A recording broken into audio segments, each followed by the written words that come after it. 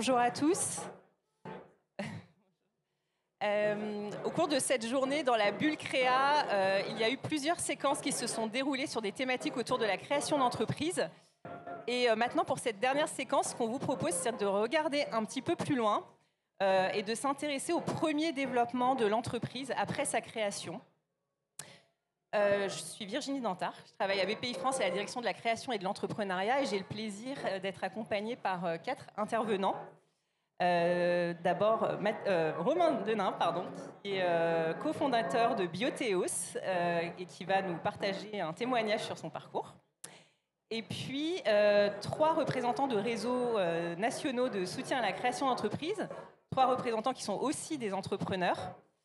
Donc Bénédicte Sanson du réseau Tout, Rémi Bourdier qui est président du réseau Entreprendre, et puis Naïm Kelkal qui travaille à l'association Entrepreneurs dans la ville et qui est responsable du rayonnement national du réseau.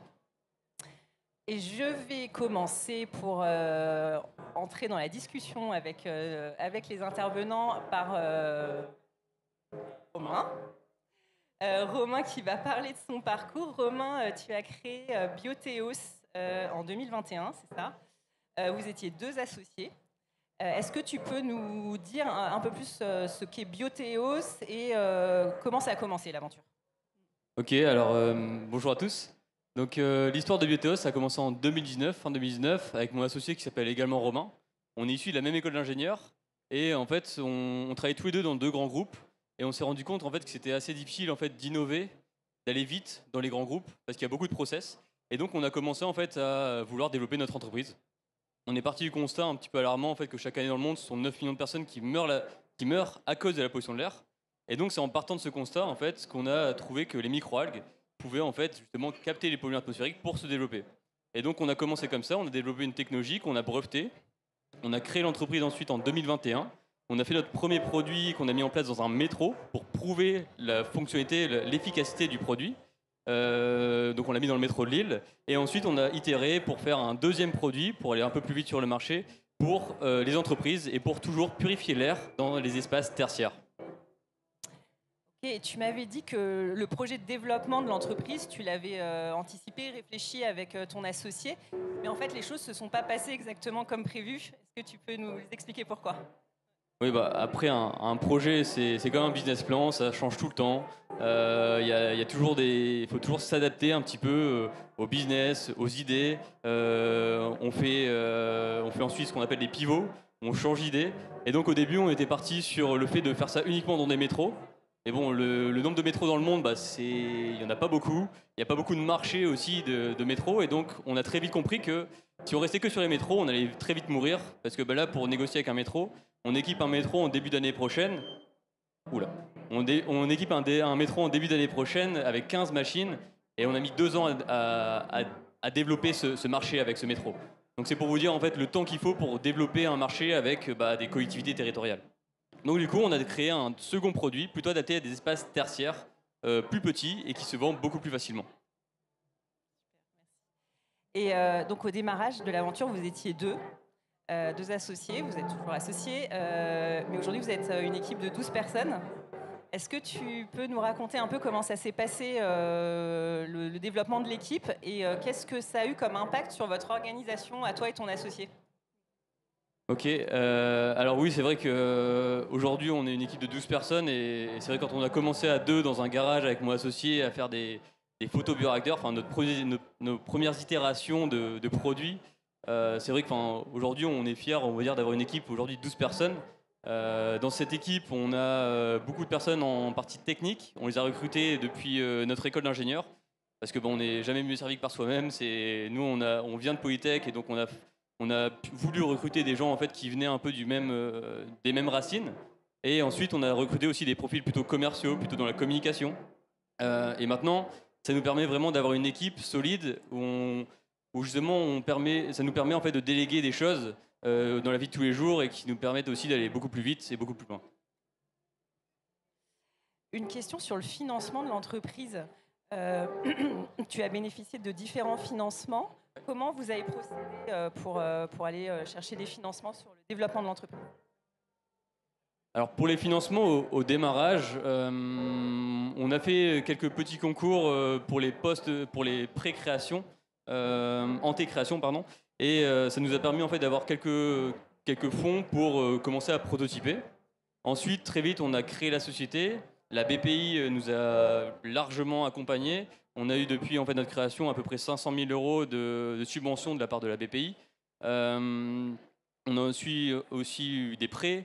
On a fait un prêt chez, alors pas encore chez Réseau Entreprendre, c'est en cours, mais on l'a fait chez Odefi, qui est un autre dispositif justement de prêt d'honneur qui est dans le Nord. Ensuite, on a fait donc d'autres concours. Le plus gros concours qu'on ait fait, c'est la Fabrique Aviva. Maintenant, c'est AB Assurance. On a gagné 60 000 euros. On a fait plusieurs concours comme ça qui nous ont permis en fait d'avoir des fonds propres nécessaires pour développer la technologie, développer un produit concret. Et ensuite, on a fait une levée de fonds. Notre première levée de fonds, on l'a clôturée il y a un mois. On a fait 1,2 million de levée avec un investisseur qui nous a rejoint, qui nous a soutenu, qui a mis 500 000 euros du groupe Positif, Mathieu Tarnus. Et on a complété ça avec la BPI, encore une fois, la French Tech et également notre banque. Ok, merci. Et alors aujourd'hui, tu as fait le choix d'être accompagné par un mentor. Est-ce que tu peux nous expliquer ce que tu en attends?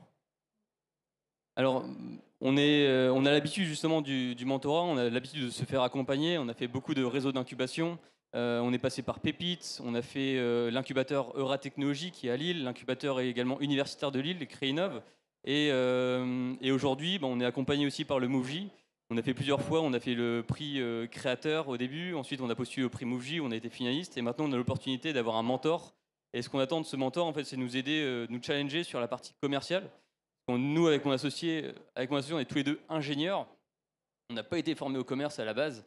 Et donc, c'est vraiment ça, en fait, c'est nous aider justement sur la force commerciale. C'est comment mettre en place les bons process de vente, même si on en a déjà aujourd'hui, mais comment les améliorer, mettre les indicateurs nécessaires, en fait, pour aller plus vite pour le commerce. Merci beaucoup, Romain, et bravo pour ce très beau parcours. Merci beaucoup. Et je vous propose de continuer maintenant avec les représentants des réseaux d'accompagnement. Pour revenir sur les points importants à retenir quand on travaille sur un projet de développement d'entreprise. On va commencer avec Naïm.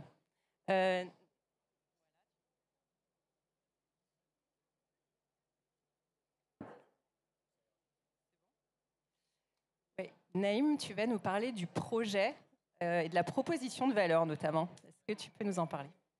Ouais. Bonjour à tous. Déjà, bravo Romain pour ton parcours jusque-là. Effectivement, je vais parler un peu de la proposition de valeur en préambule, mais aujourd'hui, le thème de l'atelier, c'est comment développer son business, et je vais y revenir dans un deuxième temps.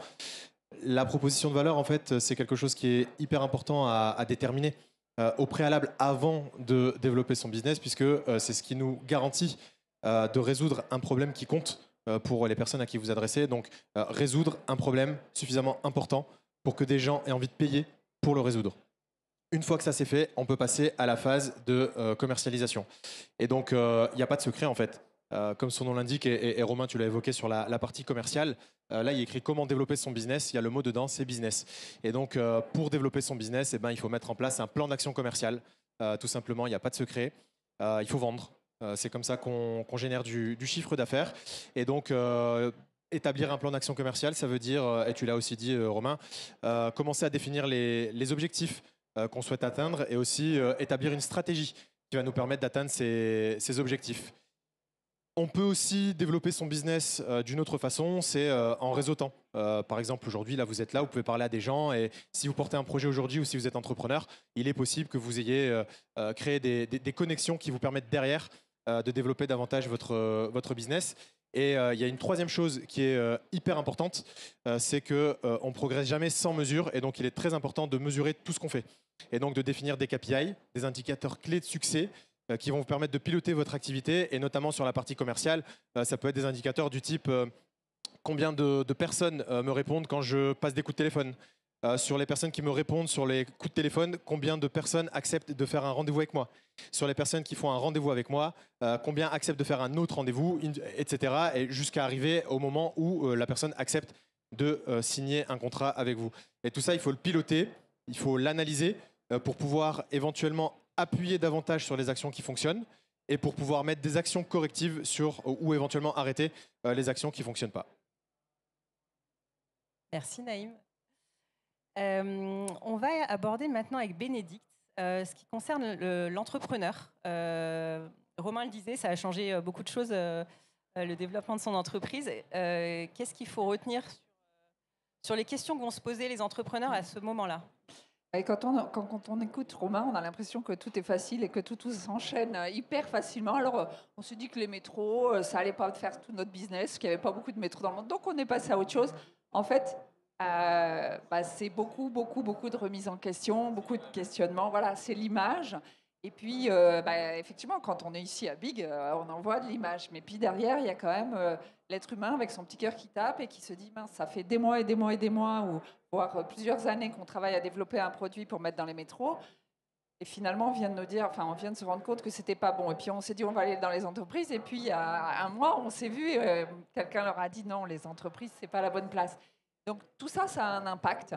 Et en fait, ce que je veux faire passer, moi, aujourd'hui, c'est aussi qu'il y a les entrepreneurs qui posent les entreprises. Vous êtes tous des entrepreneurs et je suis sûre que vous, déjà, de votre place, vous dites, moi, j'y arriverai jamais parce que j'ai pas sa niaque. Si vous avez la même niaque que vous, mais ce qui compte, c'est de passer en revue régulièrement là où on en est, ce qui s'est passé, ce qu'on a bien vécu, ce qu'on a moins bien vécu, pourquoi on l'a moins bien vécu, qu'est-ce qu'on peut mettre en place pour aller à l'étape suivante. Qu'est-ce qui nous fait plaisir et qu'est-ce qu'on a besoin d'abandonner ou où est-ce qu'on ne se sent pas compétent et comment on va faire pour trouver la solution pour pouvoir passer l'étape suivante. Et puis, se poser aussi avec son associé, et là, vous en avez intégré un troisième, donc c'est une vraie question, se poser et qu'on ait un associé ou qu'on n'en ait pas, mais se poser pour dire comment je me projette moi dans cette trajectoire, qu'est-ce que j'ai envie de porter avec ce projet et comment je vais le construire. Si j'intègre des fonds, comment je me vois demain dans cette entreprise? Est-ce que j'ai envie de revendre? Est-ce que je veux rester là?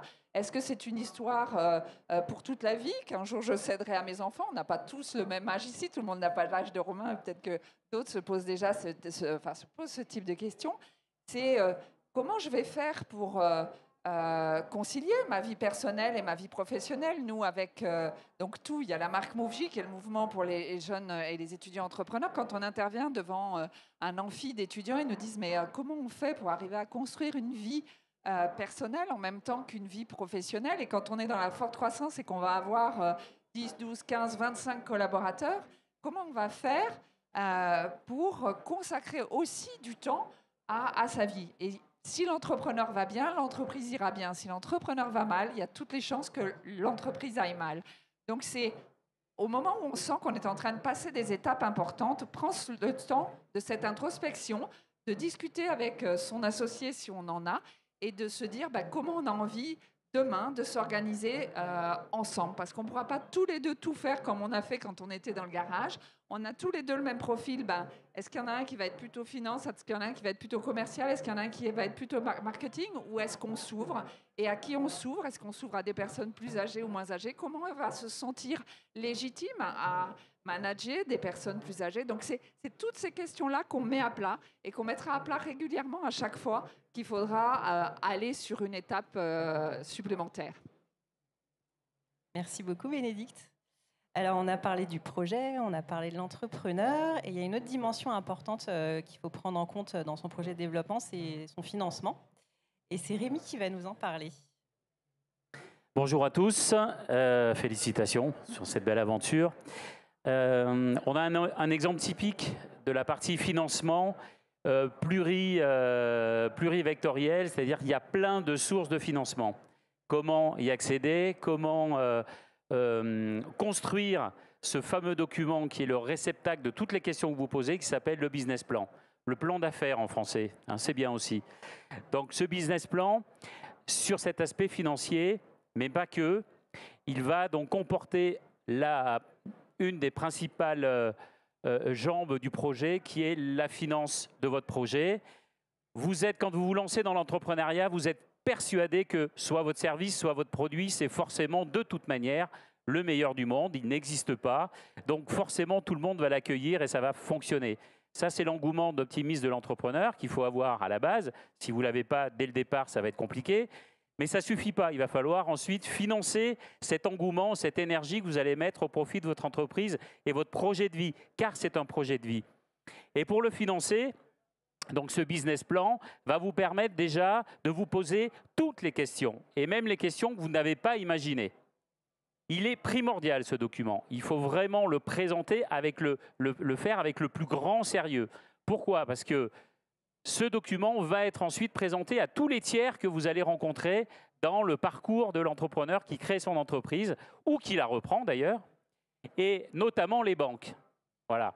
Le leitmotiv de l'entrepreneur, c'est je vais créer mon destin, être maître de mon destin, ni Dieu ni maître, si vous en aurez un, de tout temps, c'est la banque.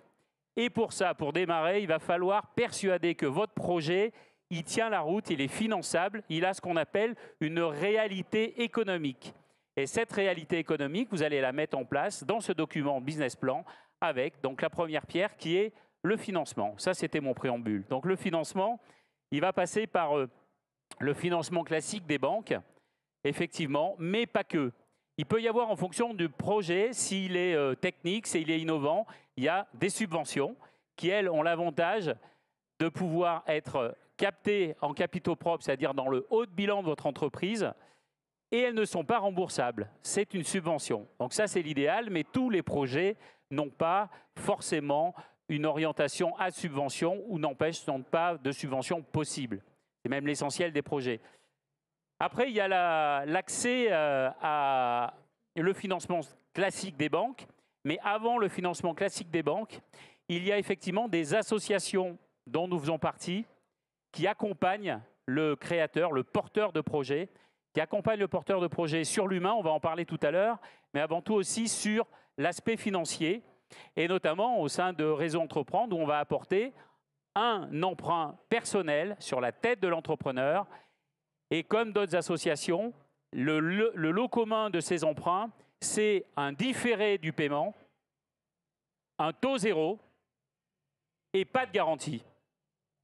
Et ça, quand vous l'avez obtenu avec ce business plan, quand vous avez montré à nos assos, aux tiers financeurs que votre business plan tient la route, contient une réalité économique, vous y avez accès. Et à ce moment-là, c'est la première pierre des financements. Et souvent, très souvent, et en tout cas pour Réseau Entreprendre, quand vous êtes un lauréat, je parle de ce que je connais, quand vous êtes un lauréat Réseau Entreprendre, dont vous avez accès à un financement individuel, ça vous ouvre les portes du financement large des banques. Et dans le cadre de Réseau, notre moyenne, c'est pour 1 euro amené, vous financez 13 euros, donc c'est x 13 sur les capitaux propres de vos entreprises. Donc l'effet de levier, c'est ce qu'on en appelle, l'effet de levier est juste énorme. Avant tout, considérez aussi que les prêts d'honneur, les prêts, les subventions, ça reste de grosses cerises sur le gâteau. Mais il ne faut pas que votre business plan soit uniquement basé sur ces types de financement. Ils accompagnent le financement d'un professionnel qui s'appelle la banque, qui là est là pour vous accompagner dans le long, le moyen et le court terme. Voilà. Super, merci Rémi. Et Romain, je crois que tu voulais rajouter quelque chose. En fait, je rejoins un petit peu Bénédicte. Oui, tout n'est pas rose. C'est vrai que je vous ai montré un peu les belles facettes de Bioteos. Mais c'est vrai qu'on est passé par les montagnes russes un petit peu. Enfin, l'entrepreneuriat, c'est ça en général. Et moi, en tout cas, dans mon expérience, il y en a qui préfèrent être solopreneur, être tout seul pour créer une boîte. Moi, on est deux associés. Et en fait, ça sert aussi dans les moments durs. En fait, il y en a un qui est en bas, l'autre un peu plus en haut. Et ça permet en fait justement de rehausser un petit peu l'humeur du groupe. Et ça permet aussi d'accepter les échecs un peu plus. Des échecs, on en a eu beaucoup. Quand je dis qu'on a gagné des concours, on en a gagné, mais on a aussi beaucoup perdu. Et voilà, c'est la vie d'entrepreneur où en fait il faut être prêt à accepter l'échec et pas en fait à être braqué, à juste se dire ils aiment pas mon truc, en fait c'est nul, je vais le mettre à la poubelle demain. C'est juste en fait se reposer, se poser les bonnes questions, et parfois c'est dur parce qu'on vous dit clairement en fait le marché sur lequel tu travailles depuis 6 mois là, en fait c'est pas le bon marché. Et là en fait tu te dis merde, je viens de perdre 6 mois de mon temps. Mais en fait, c'est une bonne chose parce que au moins, c'est du temps en plus que tu as aujourd'hui parce qu'on te l'a dit. Et donc, si tu étais resté 6 mois supplémentaires, tu aurais perdu 1 an. Donc voilà, il faut en fait le prendre dans le bon sens du terme où quand on a un échec, il faut juste essayer de réfléchir en fait pourquoi on a eu cet échec et comment rebondir. Merci Romain.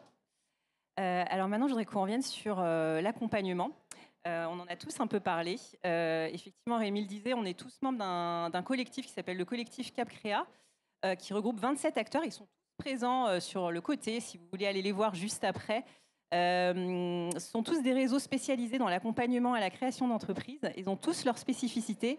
Ils peuvent vous accompagner depuis l'idée de la création d'entreprise jusqu'au premier développement de l'entreprise.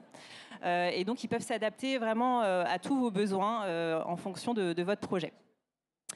Et on va justement y revenir avec Bénédicte, Rémi et Naïm. Je vais leur demander s'ils peuvent nous présenter ce qu'ils peuvent proposer aux entrepreneurs qui développent leur entreprise, en précisant à qui ils s'adressent en particulier. Bénédicte, est-ce que tu veux commencer ? Merci Virginie. Effectivement, et du coup, je vais rebondir sur ce que disait Romain. Cette remise en question, elle est importante. Et cette remise en question, elle est parfois très difficile. Quand on est solopreneur, on est tout seul pour réfléchir face à soi-même, c'est pas évident. Et quand on est avec son associé, parfois c'est compliqué aussi parce qu'on n'a pas le même point de vue. Et nous, on va proposer du mentorat. Le mentorat, c'est un accompagnement entre pairs. Donc c'est un entrepreneur expérimenté qui a vécu ce que vous êtes en train de vivre et qui va vous accompagner sur la période que vous traversez et qui va vous accompagner sur la durée. C'est quelqu'un qui ne va pas vous dire ce que vous avez à faire, mais qui, par du questionnement, du partage d'expérience, va vous aider à trouver en vous qui vous êtes, pour trouver comment vous pouvez surmonter chacun des paliers que vous avez à passer.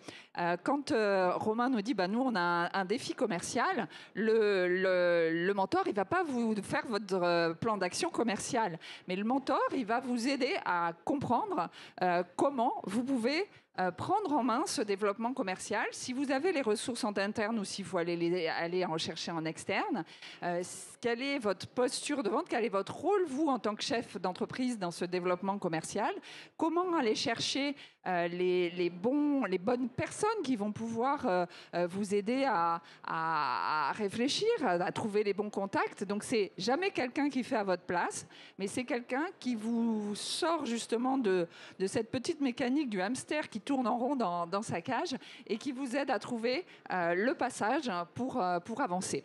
Voilà, c'est vraiment ça le mentorat. Et donc, à qui on s'adresse ? Eh bien, on s'adresse aux entrepreneurs, quel que soit leur stade de développement. Alors, quand vous êtes jeune et que vous avez entre 18 et 30 ans, ce qui est le cas de Romain, il y a un plan financé par le plan Un jeune, une solution, un jeune, un mentor. Et vous pouvez avoir un mentor gratuitement pendant 6 mois. Si vous avez déjà développé un peu plus votre entreprise et que vous êtes en capacité de vous rémunérer, vous pouvez avoir un mentor pour une durée plus longue qui va de 12 à 24 mois. Donc ça, c'est pour les jeunes. Et puis pour tous les autres entrepreneurs, vous, en fonction de niveau de développement de votre entreprise, on va vous proposer aussi un mentor et il y a une petite facturation qui dépendra du niveau de chiffre d'affaires que vous avez déjà atteint. Donc, vous pouvez tous postuler. Et puis, si vous avez dans vos régions des structures qui aimeraient proposer du mentorat, on forme aussi des structures à faire du mentorat et on leur produit toute la méthodologie, tous les outils pour pouvoir avancer. Donc, ça s'adresse en fait à tous les entrepreneurs, quel que soit leur niveau de développement. Notre métier, c'est de faire le bon matching, de vous accompagner sur ce matching-là pour savoir ce que vous en attendez, pour vous permettre de passer l'étape qui est devant vous. Merci Bénédicte. Naïm, tu veux prendre la suite pour Entrepreneurs dans la ville ? Bien sûr. Alors nous, chez Entrepreneurs dans la ville, on accompagne des entrepreneurs et des porteurs de projets jusqu'à 3 ans. Sur 3 phases. Une première phase qui s'appelle le starter, où on accompagne des porteurs de projets et on les aide à prototyper ce dont je parlais tout à l'heure, la proposition de valeur, et on les aide aussi à élaborer le business plan, comme l'évoquait Rémi, pendant 6 mois. Au bout de ces 6 mois, ces entrepreneurs-là peuvent passer dans la phase d'incubation. Là, on va plutôt parler commercial et on va essayer d'aller chercher les premiers clients. Et à partir du moment où les entrepreneurs sont un peu plus avancés, ils peuvent postuler à la 3e phase, qui est la phase d'accélération, où là, comme son nom l'indique, on va essayer d'aller beaucoup plus vite, beaucoup plus loin et essayer de changer d'échelle. On s'adresse à tout le monde, on est ouvert à tous et on s'adresse particulièrement à des entrepreneurs qui sont issus de ce qu'on appelle quartier prioritaire, quartier politique de la ville, peu importe comment on les appelle, plutôt milieu populaire. Et pourquoi ? Parce qu'en fait, quand on est issu de de ces quartiers-là. Parfois, on développe certaines choses, et notamment des freins. Moi, c'était mon cas, par exemple. J'étais, comme toi, Romain, pendant 6 ans. J'étais accompagné à Aura Technologies. J'avais une boîte modeste, plutôt bien, qui faisait quelques centaines de milliers d'euros de chiffre d'affaires. Et quand on m'a parlé de levée de fonds, quand on m'a parlé de rencontrer Réseau Entreprendre, bah, dans un petit coin de ma tête, il y avait un petit truc qui me disait ouais, je sais pas si c'est pour moi. Quand on m'a parlé d'aller voir les banques pour aller un peu plus vite, pour aller un peu plus loin, pareil, je me disais ouais, je sais pas, aujourd'hui j'ai fait ça avec mes économies, je sais pas si j'ai envie d'aller voir une banque. Et chez Entrepreneur dans la ville, on met tout en place pour essayer de débloquer un peu ces trucs-là. Et quand quelqu'un nous dit non, c'est pas pour moi, on essaie vraiment d'aller chercher beaucoup plus loin et de se dire est-ce que vraiment il a pas envie, ou est-ce qu'il n'y a pas des trucs qui le bloquent, qui pourraient être débloqués en favorisant les rencontres, notamment avec les acteurs du financement ou avec d'autres acteurs de CapCréa. Merci Naïm. Rémi, tu as commencé à en parler un petit peu tout à l'heure, mais est-ce que tu peux nous dire tout ce que vous faites chez Réseau Entreprendre ? Oui, vous avez compris que l'accompagnement, c'était le credo de toutes nos associations entrepreneuriales. C'est lutter contre cette fameuse solitude de l'entrepreneur. Il faut absolument lutter contre. C'est pas une maladie, hein, mais c'est une fatalité. Quand on démarre, on est seul. Et il faut tout de suite, très rapidement, se faire accompagner par ce que l'on a appelé des pairs. Donc, je ne reprendrai pas ce qui vous a été expliqué. Chez Réseau Entreprendre, on fait effectivement un petit peu la même chose avec une spécificité. Nous, c'est avant tout des projets qui impliquent de l'emploi. Donc, si tout ce qui est à moins de 3 salariés sur la première année, ce n'est pas notre niveau d'accompagnement. On se positionne sur des projets qui impliquent de l'embauche, parce que ça part de notre père à tous, créateur et fondateur de Réseau Entreprendre, André Mullier, qui est parti du principe d'une grande crise économique du Nord et qui a voulu reconstruire l'économie de son territoire et s'est dit tout simplement, pour créer des emplois, il faut créer des employeurs. C'est parti de là. Donc on reste dans ce créneau. Après, l'accompagnement, il prend plein de sujets. On a parlé de l'accompagnement financier, effectivement, mais on se positionne avant tout, c'est sur l'humain. L'accompagnement humain en individuel, donc de pair à pair. On accompagne effectivement un entrepreneur en activité, accompagne le porteur de projet pendant 2 ans sur la création, sur une phase éventuellement de développement intermédiaire, et ensuite, on appelle le boost, et le 3e programme sur l'ambition, où là, l'entreprise est assurée pérenne, mais a des ambitions de développement plus importantes, et l'accompagnement est adapté à ces niveaux d'ambition du porteur de projet, du créateur ou repreneur. Ensuite, ces accompagnements, je vous l'ai dit, sont individuels, de pair à pair. En moyenne, c'est ad minima 1 fois par mois. Vous vous exposez, vous discutez avec votre mentor, et vous allez vous confier. Et il n'est pas là pour vous juger, il n'est pas là pour prendre des décisions à votre place, il est là pour vous éclairer, prendre le recul que vous n'avez pas, que vous ne pouvez pas avoir. Ça, c'est le premier point. Et deuxième point, il y a un accompagnement collectif par club, où vous allez vous retrouver entre 12 chefs d'entreprise sur une thématique, tous les mois, pendant une journée, et une thématique que vous allez explorer à fond avec des experts. Voilà. Donc, et puis après, vous avez l'accompagnement de votre réseau territorial, puisque Réseau Entreprendre, c'est 65 associations partout en France, c'est 16 000 membres, c'est 10 pays, c'est 340 salariés qui sont là pour vous accompagner partout dans vos régions.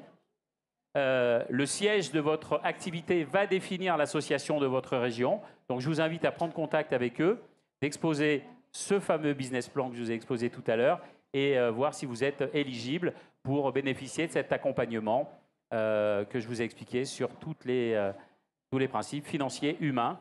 Sur des bases humaines, il y a des prérequis. Embauche, oui, mais aussi l'humain avant tout. On regarde d'abord le savoir-être, le porteur de projet avant le projet. Ça, c'est la base. Et une grande valeur dans Réseau. Quand on a reçu, on donne. Quand on est devenu lauréat, on devient membre et on redonne à son tour l'expérience qu'on a reçue. Voilà. Super, merci. On arrive au terme de notre atelier. Un dernier conseil que je voudrais partager avec vous, parce que vous l'avez compris à travers les différentes interventions, il existe de nombreux organismes et associations partout sur les territoires qui peuvent vous accompagner. comment faire pour les contacter? Un QR code s'affiche derrière Rémi. Ce QR code va vous guider vers le Pass Créa, qui est un outil sur le site BPI France Création, et il contient notamment un module d'orientation et de mise en relation avec tous ces réseaux d'accompagnement partout sur les territoires. Donc, on vous demandera juste quelques questions sur votre projet, l'état d'avancement de votre projet, votre situation géographique. Et à partir de ces questions, on pourra vous mettre en avant les principaux réseaux qui peuvent répondre à vos besoins au moment où vous en avez besoin. Voilà, donc n'hésitez pas à le consulter. Merci pour votre attention. On a peut-être juste 1 minute si vous souhaitez poser des questions. En tout cas, on reste à votre disposition si vous avez des questions à nous poser. Et les stands de nos assos sont juste là, ils sont toutes là, hein, donc n'hésitez pas.